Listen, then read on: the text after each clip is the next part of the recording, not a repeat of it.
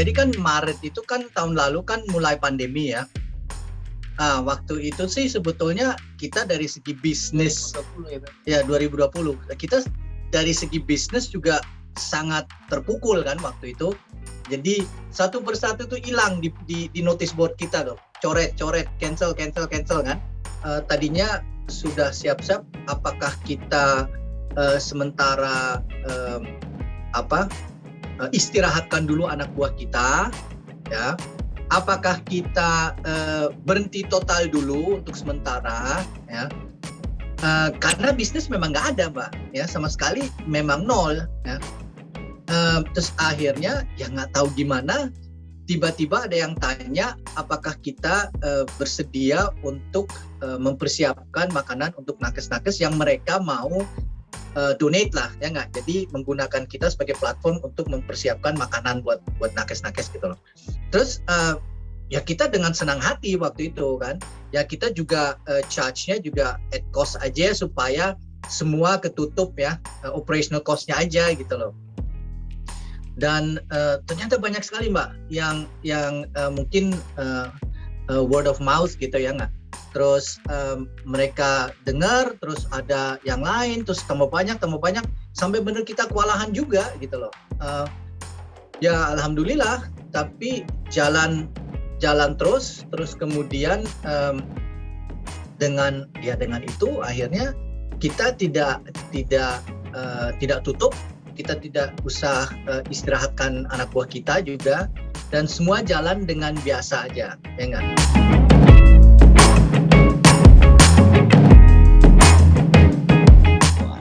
Itu kadang ya sampai ratusan sih Mbak. Gitu. Dan beda lokasi Mbak. Karena beda lokasi. Karena nggak di satu lokasi aja gitu loh. Betul. Kadang misalkan 150 ke rumah sakit ini, misalkan ke Fatmawati, ke Sulianti Suroso atau ke Halim, Wisma Atlet sering ya. Sering. Ternyata di dalam pandemi ini juga masih ada jalannya, ya nggak, untuk mempertahankan bisnis kita gitu loh. Dan percaya bahwa ya sama seperti filosofinya acara ini mungkin ya, setiap kebaikan itu pasti akan ada kebaikan lain yang terbuka gitu ya. Jadi ada niat baik dari orang yang ingin menyumbang, kemudian dari pihak kami memfasilitasi sedemikian rupa. Yang penting kita bisa membantu dan berkontribusi terhadap niat baik ini juga gitu. Dan akhirnya memang ya niat baik disambut dengan niat baik, ya akhirnya juga membuka jalan yang baik juga gitu.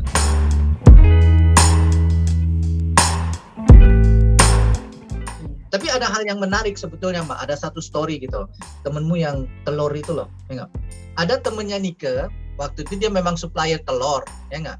Terus waktu gara-gara pandemi ini kan nggak ada yang beli telurnya, susah yang mau diambil kan telurnya. Akhirnya dia tanya Nike, bisa tolong nggak saya punya telur berapa pokoknya ratusan kilo gitu telur kan. Terus kita juga bingung mau diapain gitu. Ya udah kita ambil aja berapa ratus kilo, kita ambil aja, udah bingung mau diapain. Ya memang dia kasih harga yang baik gitu ya, tapi kita beli. Tapi lama-lama akhirnya Nike punya ide juga. Coba saya nawarin ke ibu-ibu di kompleks gitu loh, ya nggak? Mungkin ada yang mau. Ternyata banyak sekali yang mau beli telur karena dia pada nggak mau belanja kan. Akhirnya kita taruh. Jadi mereka order ke kita dan kita bantu untuk kirim. Dia bantu kita timbangin, taruh depan rumah, terus mereka tinggal ambil gitu loh, ya nggak? Terus akhirnya itu menjadi sesuatu hal juga yang kita nggak pernah kepikir gitu, kok jadi jual telur gitu loh, ya nggak? Tapi maksudnya bantu temen gitu, karena dia kan stuck, dia punya ratusan kilo telur nggak bisa dijual karena nggak ada yang beli lagi gitu ya nggak. Akhirnya bantu dia juga. Terus ya apalagi pada awal-awal pandemi ini kan pengiriman susah ya, karena penyekatan di sana sini, terus untuk jual, mungkin untuk ngedrop ke tempat-tempat yang dia biasa taruh, jadi apakah tutup, apakah bangkrut atau bagaimana lah, pokoknya ada sekian ratus kilo telur yang dia sampai bingung ini mau diapain kalau segini banyaknya. Ya udah, ada pas dibantu kayak gitu, coba ditawarin dulu.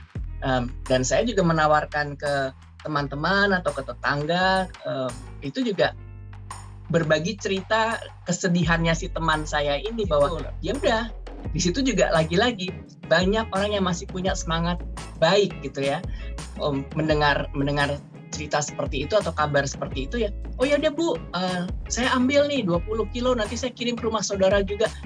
Jadi mereka pun memanfaatkan itu juga untuk kembali melanjutkan berbuat baik gitu kan. Jadi ya, oh ternyata memang masih banyak orang baik. Dan ternyata itu waktu itu juga di kompleks ada satu orang yang membutuhkan telur karena dia punya bisnis roti, Mbak. Jadi kita juga nggak tahu gitu loh. Pas kita tahu dia punya bisnis roti, kita tanya, terus akhirnya kita beli juga ke dia rotinya gitu. Jadi saling bantu gitu loh.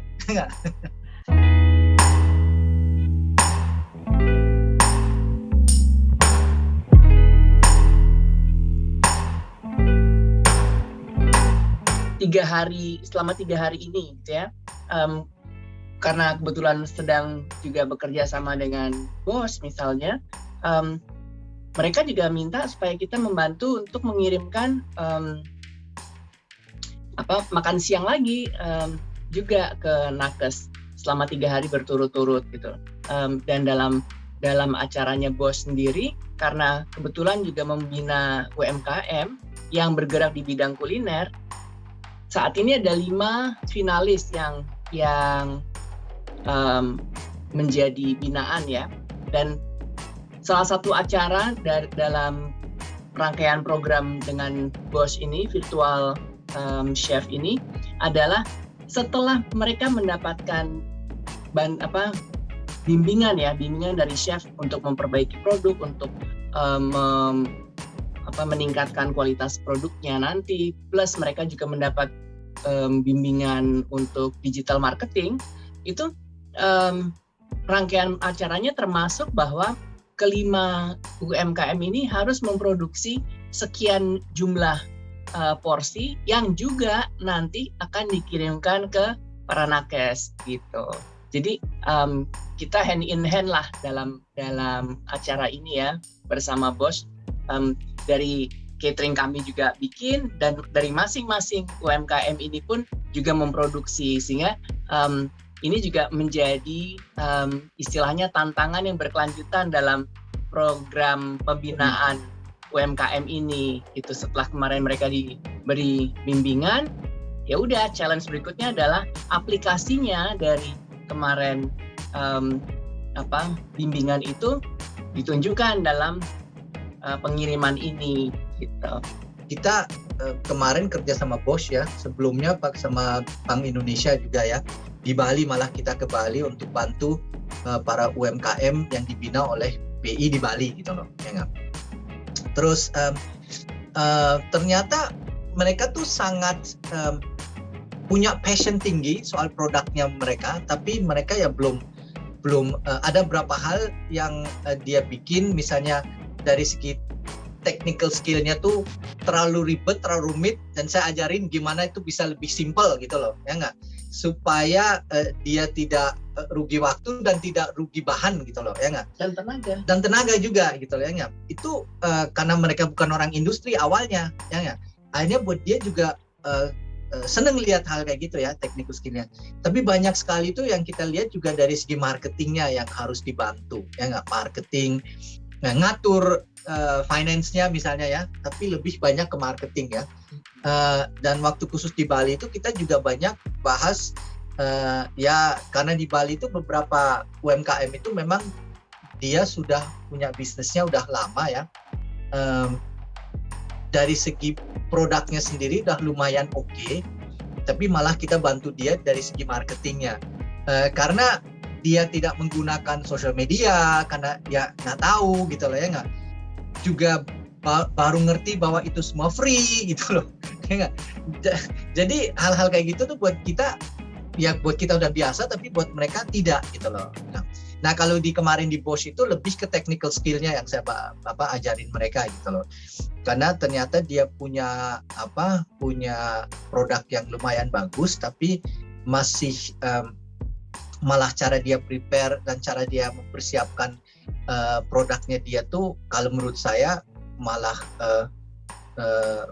bukan rugi sih, tapi biayanya tinggi gitu loh, biayanya tinggi. Jadi saya kasih shortcut gimana ngajarin mereka untuk bikin shortcut supaya tetap bagus, malah lebih bagus lagi, tapi barangnya jadi lebih genah dan kerjanya nggak seribet efisien, nggak seribet seperti sebelumnya gitu loh.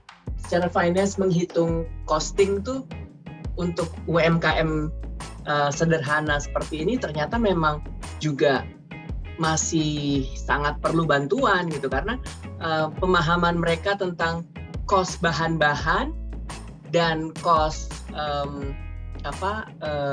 produksinya. Nggak usah ngitung cost tenaga ya, keahlian nggak usah deh, tapi bahan dan untuk produksi kayak listrik, gas apa segala macamnya itu mereka belum bisa ngitungnya supaya masuk ke dalam komponen harga, sehingga mereka kasih harga sekian. Itu kalau sebenarnya kita breakdown, hitung costnya dia kalau 70% kan berarti kecil sekali gitu. Kalau food costnya 70%, terus bayar gas, listrik, segala macam berapa? Nah, at the end untungnya apa? Padahal tenaga udah nggak dihitung gitu kan. Nah, pemahaman seperti itu ternyata juga masih sangat perlu dibantu gitu loh para pelaku UMKM ini, karena buat mereka yang penting ngasih harga dan kelihatannya tidak rugi. Padahal kalau ditelisik lebih teliti, ya sebetulnya rugi sih.